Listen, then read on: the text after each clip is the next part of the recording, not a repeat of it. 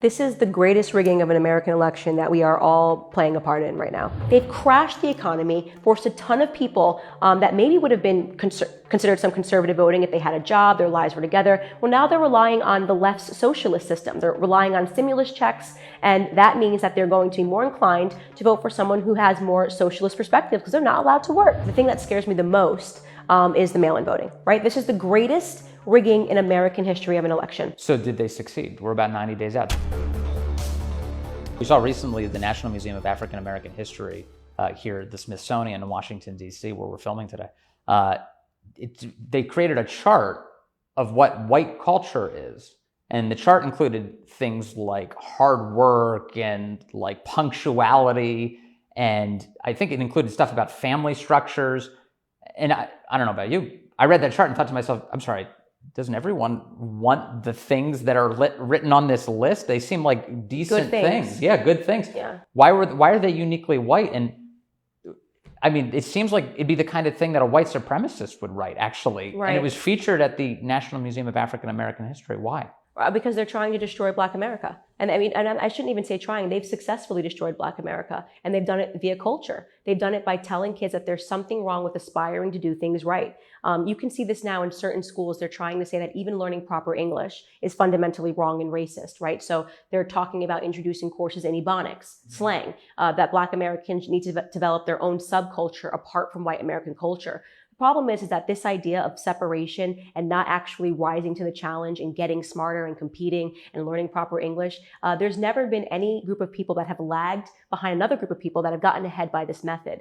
A great example of this is David Hume. When he challenged the Scottish people, when they were trailing behind the English people for so long, he turned to the Scottish people and he said to them in the 17th century, we've got to learn proper English. Right? Rather than them saying having to learn proper English is wrong and it's racist, they rose to the challenge. And within a couple of decades, the Scots actually passed the English in engineering and in science, right? Because they rose to the challenge. I mean, and you can see this all over the world. The Malays in China. I mean, over and over again, history teaches us this lesson that the only way to get ahead is through hard work. Yeah. So what happens when you look at a group of people like Black Americans and you say to them, actually no work. You shouldn't have to do any work. It should just be handed to you on a silver platter, right? They're going to fail. And that's exactly what's happening. We're floundering. Meanwhile, rich Americans are having their kids learn Mandarin so they can do business in China. Of course, because that's where the future of the world's going to be. And this is something that Black Americans would understand if they were perhaps learning, free markets and capitalism and learning that it really doesn't matter how you feel, because at the end of the day, you're going to have to compete in the real world, right? So somebody putting you into, let's say, a school that you don't deserve to be in, which is what affirmative action is,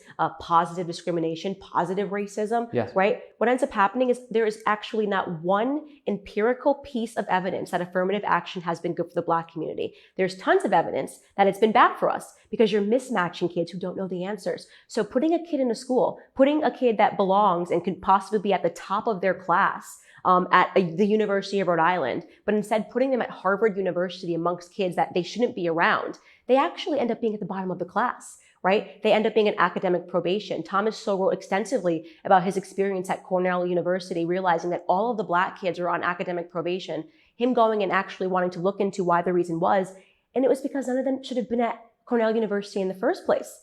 Mind you, they were smart kids. They would have done great somewhere else. It's not good for your self-esteem to be put in a classroom where you can't flourish and everyone's smarter than you. Sure. And what if you're genuinely smart and there on merit and people assume that the reason you're there is because there's an affirmative action program that probably got you through the door? That's exactly right. It's bad for self-esteem of Black students. And so we're seeing more and more of this. And unfortunately, because this barrier is educational, because they have been so good at first breaking down the family, forcing the kids to run to the street, forcing the kids to rely upon cultural icons like Jay-Z and Beyonce for their next instruction on what to do. Jay-Z and Beyonce become mom and dad.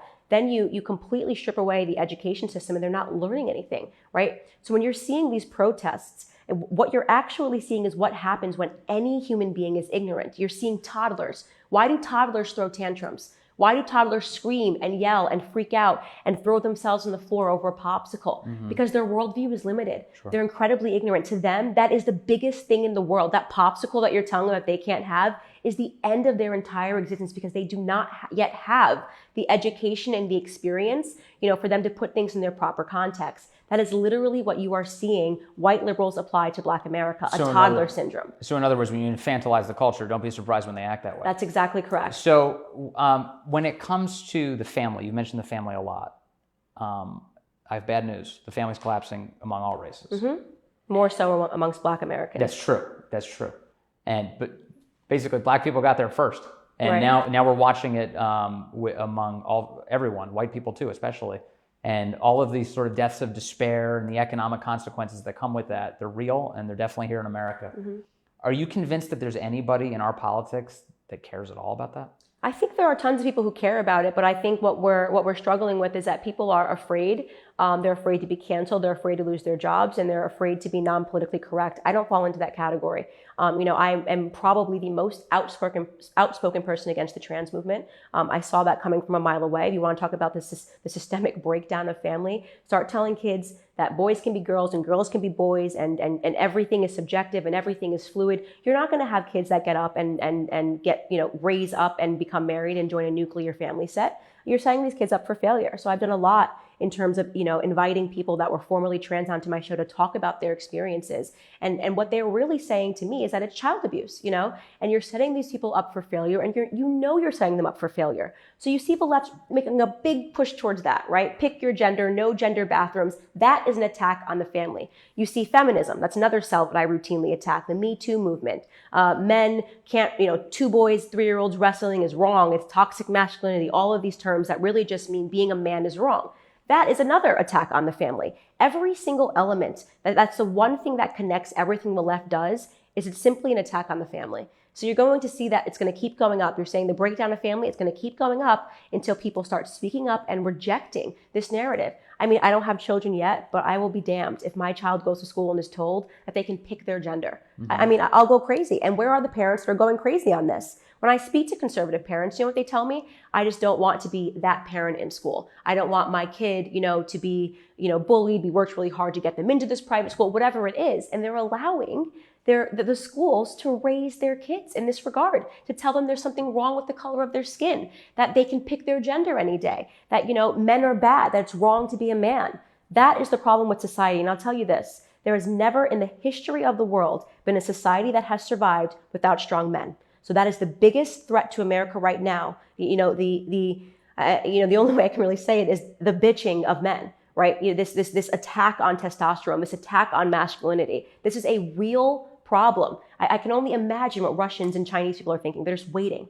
You think the boys that I see on college campus today could possibly end World War II? You think they could get over and land on the beaches of Normandy and end World War II? The kids that are crying because Ben Shapiro's coming to speak on campus?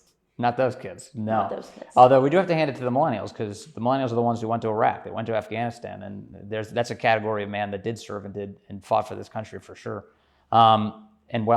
It is now the pandemic has hit us, and a lot has changed in just a couple of short months. How much has it changed presidential politics? Do you think Donald Trump can win this election? This is the greatest rigging of an American election that we are all playing a part in right now. You are telling me that first and foremost, we don't see the candidates, right? The candidates aren't allowed to travel. They can't talk about their policies. Who knows? They're already saying now, New York Times, that they need to not do debates, right? So we have the left who is completely hiding their candidate. That is their strategy. We're going to hide Joe Biden so you never have to meet him. And at the same time, we're going to tell the current president that he can't travel, but if he does any events, if he has, in a room full of people, that's all dangerous, it's against safety measures, and it's not right. Then you have them talking about mail-in voting, which we know is corrupt. We know it's corruptible. We know that it allows for tons of rigging. The second coronavirus hit, my second tweet, and this is when conservatives were playing it safe. Everyone was like, oh, I don't know, maybe 8 million people are going to die, my second tweet was, this is going to be about November election, and they're going to request mail-in voting. Now we're having that conversation now. I said this back in March. Now people are starting to talk about the fact that Democrats are pushing for mail-in voting. At the same time, we had an economy that was absolutely rallying, right? Economy what used to be the expression, it's the economy, stupid, right? So this gave Trump the upper hand going into the election cycle, which is fair game. He's been the president for 4 years. He had a strong economy. Now they've crashed the economy, forced a ton of people that maybe would have been considered some conservative voting if they had a job, their lives were together. Well, now they're relying on the left's socialist system. They're relying on stimulus checks, and that means that they're going to be more inclined to vote for someone who has more socialist perspective because they're not allowed to work, right? So that naturally puts them out of a category of voting that they would have maybe been in if things had been normal, right? So we've seen all of this stuff happen, and we're supposed to think that November is not being impacted by all of this. Of course it is, right? This is the greatest rigging in American history of an election. So did they succeed? We're about 90 days out. Did they succeed? I don't know if they succeeded. I mean, my hope is that, I'm an eternal optimist, and I think that from what I have seen, people that have been on the furthest left have come over to the right because they are seeing, some of this doesn't make sense. You're seeing people that are saying the protests are okay for health and safety, but God forbid, a hardworking American citizen wants to, work and be able to provide for their family. That's considered not safe. I think there's a lot of people that are waking up. I think people are seeing, especially if you live in the inner cities, what they're doing to these communities with these riots and these protests, and they're seeing who's defending it and who's not. So it's going to be touch and go, but the thing that scares me the most is the mail-in voting. It's a complete way for the left to completely rig the election. Yeah, I mean, the crazy thing is we already have a mountain of evidence demonstrating its failures because we had a range of primaries this year, many of which were complete disasters on a technical level. So forget fraud, which is of course a concern. You don't even need fraud to be able to make an indictment of the mail-in voting system. Right. In Maryland, in DC, in Pennsylvania, in New York, they're not even done counting votes, and that took place weeks ago. So the mail-in voting system has been a disaster in the primaries. The test runs have failed spectacularly. What happens if even a single state is called into question in November? I don't know.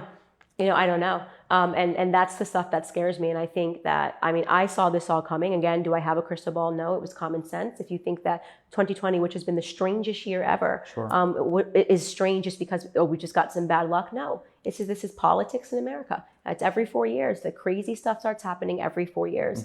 And the left has not let up. And, it's sad and it's scary. And I hope that what it's doing beyond anything else is just inspiring people to realize just how easy it could be to lose Western civilization, to lose America, to lose everything that they ever knew their entire lives.